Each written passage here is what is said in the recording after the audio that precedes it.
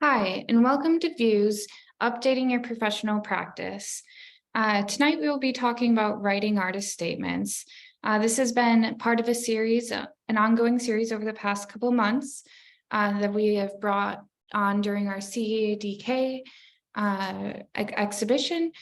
And I would like to introduce myself tonight because I don't know if all of you have been here, but I'm the new exhibition manager here at View.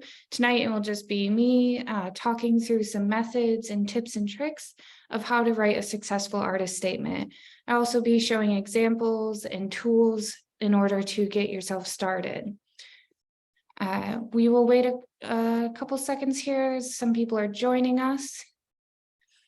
I will be doing some screen sharing, and I'll also be doing just some talking through the tips and tricks. And as always, feel free to do any questions in the questions and answers box, and I'll try to get to them as we're going. And also at the end, there will be time for questions and answers.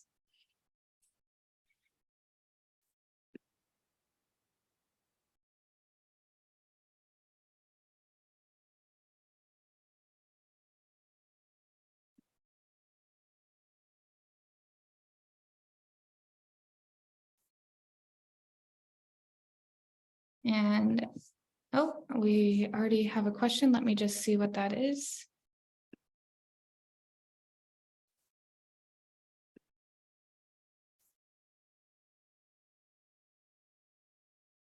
Somebody asked if I'll be leaving a link for some of the resources that I go over.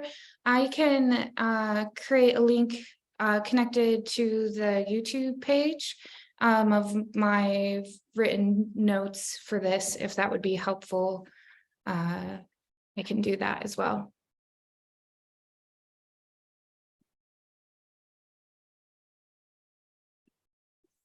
Okay, so the first thing I wanted to talk about is the fact that artist statements sometimes can vary. They sometimes are short or long. The short ones tend to be for juried shows. If you're writing an artist statement that a juror needs to read to help inform the work, and those tend to be 2 to 3 sentences, pretty brief. But artist statements that you're going to tend to use often and for more things like a solo show, a residency application, your website. The one on your website is very important. It's where a lot of people will go to see what you're about. So that one's longer. So the longer one will be around 14 sentences, and you never really want to go over that. You don't want to go so long that you lose the attention of whoever's reading it. The shorter ones will be anywhere from 300 to 400 words. Occasionally I see some that are 500, but these tend to be on like applications or in a process where they're seeing a lot of people all at once. They're not going to want your full artist statement. So it's always good to have a couple different versions of what you do and having those ready so that you're not reinventing the wheel every time you're applying to something. So I would keep both ways on hand. And the next thing is that the hardest part of starting it is that most people, what they think of doing when they're starting an artist statement is they look at a white Word document on their screen. Now, this can be really intimidating, but there are tools that I'll be talking about that help you work through this, because you don't want to intimidate yourself either. It's just, you're going to want to be like calm and collected when you get to the point that you're actually writing. So I'm going to go through a couple do's and don'ts, and then we'll get into some of the tools that you can use to start writing.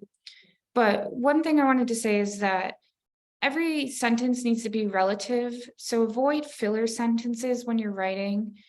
Each statement should be contributing to the further statement. So like if you have a sentence, it shouldn't just be there for no reason.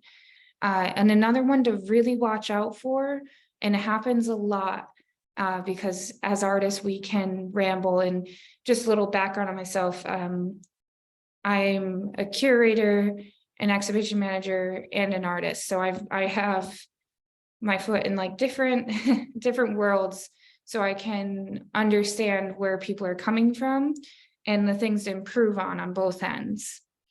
But yes, repeating, I see that happen a lot, and that is one thing to really watch out for. And the other big issue that arises during many statements is the tendency to ramble. You do not want to ramble on and on when you're writing, because people will lose their attention. So brevity is extremely important, and not using a large amount of flourish. So some people think, oh, it's an art statement, it needs to be fancy, but actually you want to be concise. You want to capture that attention. So being concise is key. And another part of that is being careful about going too far with art speak. Think about the real estate of your writing. If you're using a lot of art speak and going on in these words that maybe somebody might not know, you may have to, if it's a very complex word, maybe you have to define it. That's taking up another sentence within your statement. So think about, is it actually contributing to what I'm trying to say, or is it just what I think I should be saying? Because a lot of people in artist statements will write as though they think that's how art statements should sound, when really the main key thing that you want to hold throughout the whole statement is making sure we hear your voice. You want to hear the artist's voice. We don't want a formulaic way of speaking. If you sound like Chat GPT wrote your artist statement, it's going to be obvious. And if you don't know what that is, that's like AI generating statements, which can sometimes be a good starting tool, but not a way to produce the full statement. You want to make sure you're writing in your own style. A recommendation about brevity is a book called Smart Brevity by Jim Van Hee, Mike Allen, and Roy Schwartz. Again, that's Smart Brevity. That's a good book to look at. I had a colleague recommend it as a good, it's kind of more in the business sector, but it is good for learning how to write and just be concise. If you struggle with that, I'd recommend that book. Okay, so rules for paragraphs. Doing a good job, like in order to do a good job, you really should stick to 3 paragraphs and at least 4 sentences in each. That is a concise and thought out piece of writing. And one other thing within that writing is that tends to happen is people use lists a lot to be like, I use this materials X, Y, and Z, which can get a little repetitive and a little kind of filler. It's just becoming filler. If you're going to use lists, never do more than 1, because it just becomes monotonous. And also another thing that is seen a lot is people saying based on. That's another kind of generic way of speaking that a lot of artists will start it off by being like, this work is based on. But when everyone's using that, you're not going to stick out very well. And then remember, each sentence should represent singular acts in your practice or your personality. You want to know that each sentence and word has a role. So, okay, when we're thinking about how do I start? So a lot of that's a lot of information I just threw at you about structuring, but that structuring will come more at the end. How do you actually get to the point where you have your 3 paragraphs? One thing I like to do when I'm first starting is doing what's called web mapping or mind mapping. I'm going to pull up my screen and share what that looks like.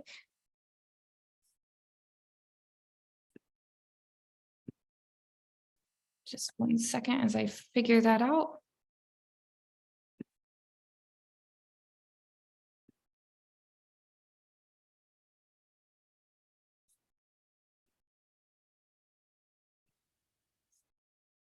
Okay.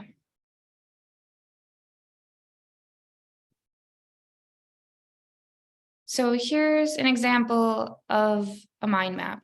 And these will be things that are important to you, not necessarily just things within the art world. So within my own practice, I picked 4, so you can pick anywhere from 3 to 5 words that are you find important and that resonate with you within your practice. So I picked print, light, glass, and text, as I work with all 4 of those things in almost all of my work. So I started with those keywords and I moved on to, well, what do they mean? What are their definitions? So for print, it has produced books, newspaper, magazine, etc., especially in large quantities by mechanical process involving the transfer of text, images, designs, or paper. It also had a secondary explanation, which resonated with me. Write text clearly without joining the letters. So these 2 things spoke to me clearly without joining. I make a lot of work that is purposely obscure or kind of jumbled, as a lot of my work deals with mental health. So those words, along with the word substance and glass, spoke to me. And I thought, I wrote a little note in a different color. Sometimes things being jumbled is important to the topic. So I was just kind of a connecting thought between 2 different definitions I saw. Same here with substance, visible, regarded, clearly, and clearly. So a big part of my practice is bringing clarity to a subject matter. So I connected those dots, and you can go, I recommend very big paper to do this. You can start really connecting a lot, and then you can start connecting the thoughts to other thoughts. And it's just a way to start getting your ideas out without having that basis of, oh, it has to be in a paragraph, it has to be in a sentence. This is just quick. How do you think everything's connected, or how is it maybe not connected or juxtaposed to each other? And this is just the start of one. So it really can build. I have ones that are like the size of a wall sometimes. So I know a lot of artists that use this as a method to kind of collect their thoughts, particularly if they're feeling stuck, not just in writing, but within their work. Because if you don't have an understanding of what your work is trying to do, it's going to be very difficult to write about it. Okay. So that's the mind map. And a recommendation from a colleague that you can use an online one, which is called Miro, miro.com, miro.com. And that one is particularly interesting because you can actually make it collaborative. So if you were working on collaborative work or wanted someone else to add their thoughts about your work, you could make one of these maps within that program and share it or adapt it whenever you want, versus a paper one, maybe you'll lose it or you run out of room. This is kind of endless possibilities.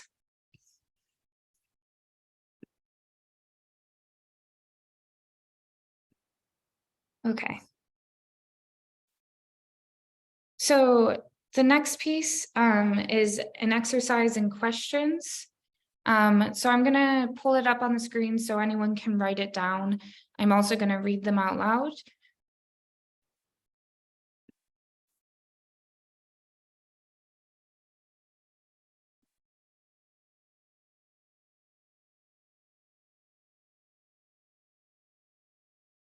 So for this, I'm just gonna go through them. So in what do you believe and what are you convinced of? So starting to understand what your work is and what it stands for is very important. How do you express your convictions and personal point of view in your work? So sit down and think, what is it I'm conveying? And what is my personal point of view? Because that's why we're viewing your art. We want to know your point of view. Which affects and emotions did you experience before and during or after your work? So thinking about the actual steps of thinking in your process is important because your mind can change while you're making artwork. And you might feel a different way about the meaning after the artwork's actually been created. Are these affects and emotions tangible in your work? How? So did you actually get across the point that you were trying to get at within the work? Do you think it's readable? What did you think during the process of this piece? Again, what were your thoughts during? What was the motivation to take this direction? So what in the very start of it, before you even took out the pencil and pen, what was the thought that drove you to start painting that scene or to start making that piece of sculpture? How did it modify your art practice? So this is really good to point of reflection. So realizing that each time you make something, it's going to change and inform what's going to come next. What is it you appreciate or value from your art practice? So, this is kind of a moment to give yourself a pat on the back. What is it that you're getting from it? And what value does it have? What is your core belief in your work? So core belief is a really important thing when writing artist statements. There should be throughout the whole artist statement is a core belief in what you're trying to convey. Okay. Do I have any questions on those kind of questions to ask yourself? And these, this is 7 or so questions, might look small, but this could take you weeks or months to just figure out these questions. Your artist statement should be ever evolving, and it won't happen overnight. So if you know you have an artist statement due for a residency application or your solo show, start working on it months ahead of time. And when you start to get to a solidified artist statement, it will be easier to adapt it. So now you've mind mapped, now you've gone through these questions. Here are some stages of actually starting to write and sit down in front of that white screen. So the first stage is to write down a description of your work, 500 words. And this is the order in which you should think about things. So you have factual, perceptual, conceptual / relational, meaning is it related to a text or philosophy? Because a lot of people do kind of draw from a certain book or philosophy that they're interested in. And then the last thing should be emotional. So how are you tied to it emotionally? Second is make a portfolio of your work, because it is always in relation to your work. So when you're writing, you need to be keeping your work in mind. They go hand in hand and they inform each other.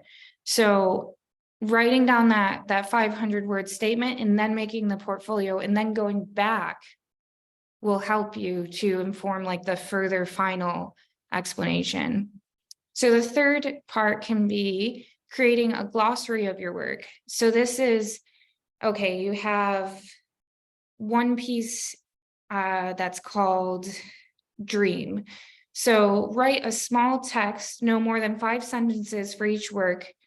And this creates the larger step easier, the larger statement. So you're actually making a glossary of your work, and you can have this available on your website, which can be very good.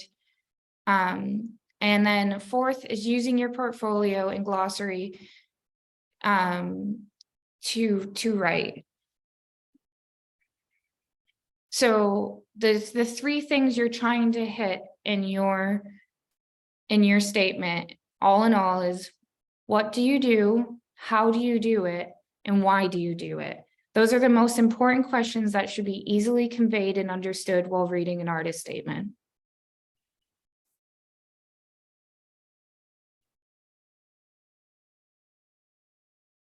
Okay. Move back on.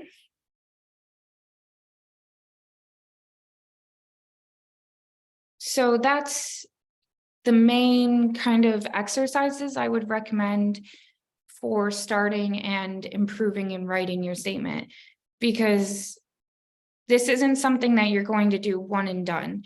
Your work changes as you grow as an artist and a person. So always go back to your statements, keep reading them, checking in on them to see if they actually reflect what your work's about. Another thing is, yes, you've done all this work on your own, but you can be so involved and invested in your own work and artist statements that you aren't seeing particulars. So the best thing you can do is always talk to a colleague, talk to your family, talk to another artist, have them look over your statements. And that's from drafts to finals. You want that annotation from them to know how another person, an outside person, is viewing your statements. Is it getting the points you want across, or is it maybe losing it all together? Or maybe you're kind of hitting it, but there's maybe some sentences that could be tweaked to improve the message. So for example, like most artists I know do have, or like I don't know any that don't have theirs proofread or annotated by another artist. I wanted to show an artist that I know. I want to show their website, just so you can get an idea of what a professional artist statement looks like. So I have my website and their website up. As you can see, they have a whole section that's just called words. So artist statement, publications, blog, list, and CV. So it's up to you on your website how much you want to put on there. Some people don't put their CVs on, some do, some have a blog, some don't. But you always want to have an artist statement. So right from the start, you can see Cedric got to the point of what, or of who they are and what they do. So they call themselves an undisciplinary artist and educator. So right there, you know who they are. And then you know what they do, because they go on to say who thinks through sculpture, talking, writing, performance, and experimental exhibitions.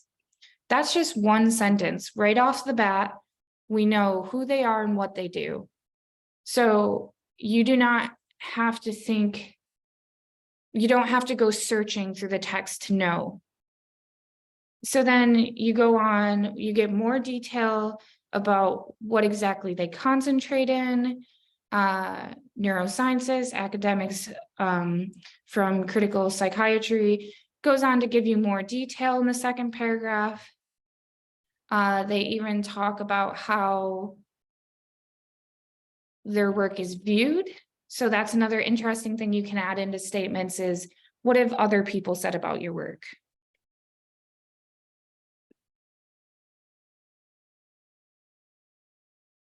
Oh, so see, here's a thing for having someone else look at your website and your bios. I just saw a double word, so I'll let them know later. So there's always something you can like improve on, and you will sometimes you'll have an oversight. So like I said, having those proofreaders is, and annotations from other people, is so important. And then in the final conclusion here, it has a very beautiful sentence. I love the way it starts. What brings my work together? Simple as that. What is it that actually comes together to be the general ethos of their work? So that's theirs. So their statement is a little longer than mine. I just did a paragraph, which I will show, but they also include their bio after that. And then a photo, which it's always good to have a photo. And they even go on to have an origin story, which some people like doing. My artist statement has my photo right away. And then I have a one paragraph statement. So for mine, I might improve it by breaking this up so it's like a bit more visually pleasing. But I get into, you know, this is what my work's about, the methods I use, and I then have, you know, where my education is. So that one's a bit more simplified than this one, but they're both good. Okay, and I see I have a question. Stop share.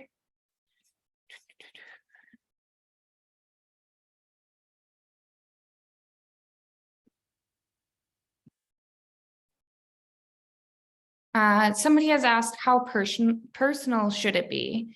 It shouldn't be. So this is where we were just looking at Cedric's, and it has a part of it that is more personal.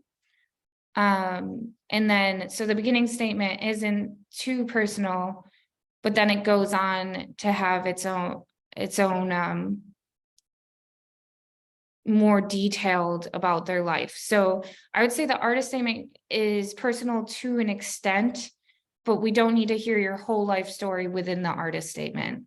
If you want to do a longer written piece below it, that's usually good for websites. But when submitting an artist statement or having a gallery artist statement, you don't want to have your whole life story in there, because people might get overwhelmed by the amount of information, but you do want to have your personality in there. Because if we can't tell there's a person behind that statement, it's going to read quite dull. I hope that answers that question. And just bring up one more thing.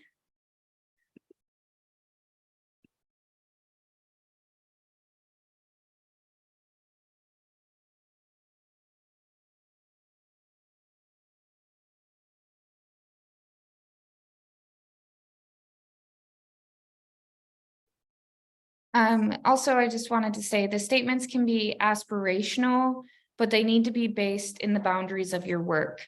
So it is great to be able to say, oh, my work is going to continue on to do this, but the whole thing doesn't need to be a proposal of what you're going to do. We want to know what you have done, because the statement will evolve, like I said.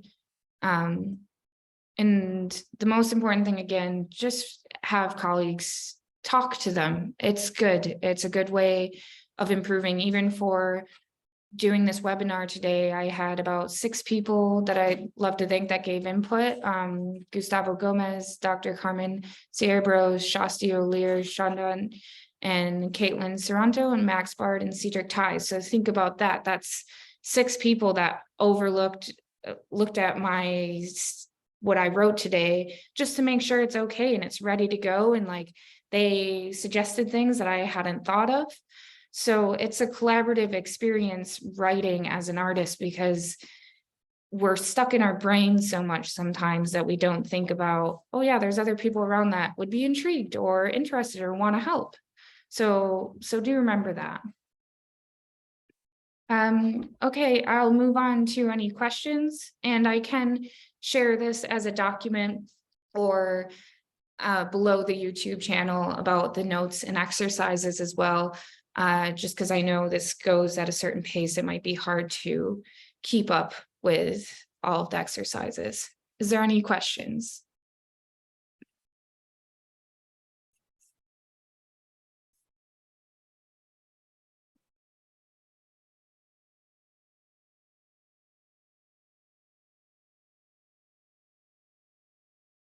Not getting any questions in, I'll tell you about a few other things before I get to an end here, but this is your time to input a question if you want.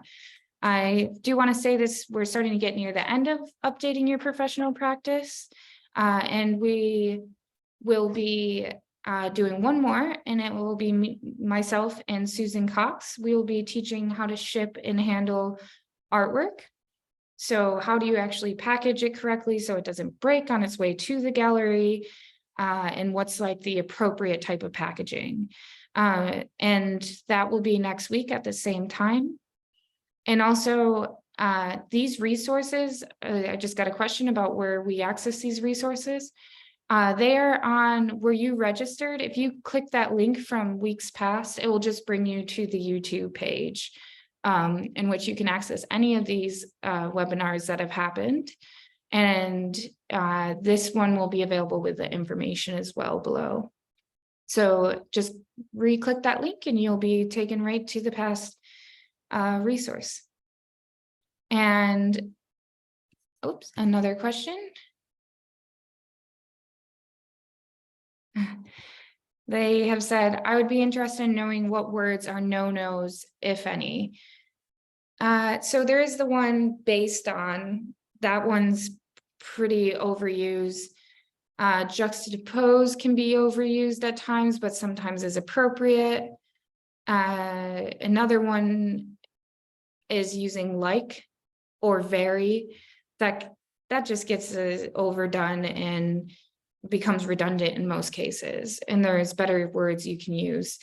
Another thing is just using a thesaurus is very good for knowing, like, because there might be a word that actually fits better than the word that you know, but don't go overboard. Don't use words that are gonna, the juror is gonna read or the audience and just be like, oh, well, I don't even know what that word is at all, or can't even figure it out from context clues. So being aware of that.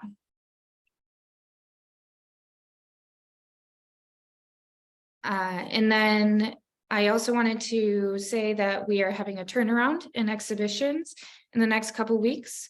Our opening will be June 9th, 5 to 7, and it'd be amazing to see some of you there. I know some of you have tuned in quite a lot over and over for this series, and I'd love to meet you in person. So that is June 9th, 5 to 7, and there will be several exhibitions opening. There will be our juried call out, which is Ripple and Roar, the Wonder of Water. And that is on the theme of water, anything from using water to depicting water. And then we also will have Anne Diggory, who is an Adirondack painter, and her work will be in Foley Gallery. And then we have Sandy Gellis, who will have installation work that also deals with water. And like one piece is a collection of rain data over several years within New York City. She also has some pieces based from the Adirondack. So there's that. And we also have an outside artist on the wetland walks, and she has sculptures out, Sarah Havland, on very beautiful wire mesh pieces to see on the walkway. And she will also be doing an artist talk that day at 4.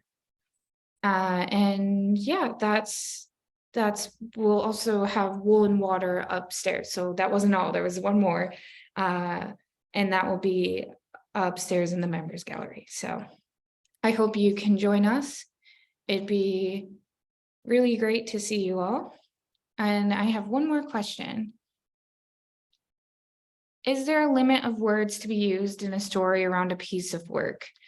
So I would start off by doing that glossary trick, where you start off by doing like 5 sentences for each.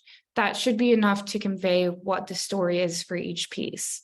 If you're going over that, you maybe just start thinking about concise words. I hope that can help.